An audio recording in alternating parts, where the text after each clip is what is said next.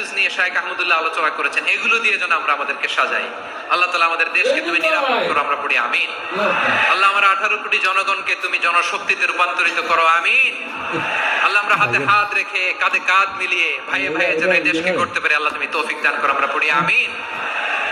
আমার প্রিয় মহিউদ্দিন ভাই বলেছেন, হুজুর এমন একটা ঘোষণাপত্র দিয়ে যাবেন আজকের এই ঐতিহাসিক যশোরের প্রোগ্রামে, যেটা গোটা বাংলাদেশে মানুষ এটার উপর আমল করে।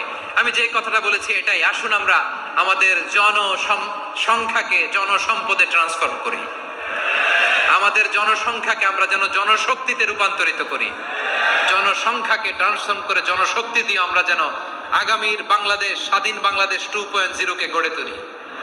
আল্লাহ তাআলা আমাদের সবাইকে কথাগুলো বোঝার আমল করার তৌফিক দান করুন। এই জেনজি ক্ষমা করে দিও আমাকে, অনেক ধমক দিছি, বকা দিছি। আল্লাহ তোমাদেরকে করুক, কবুল করুক, যশোরবাসীকে কবুল করুক, আর দিনকে কবুল করুক।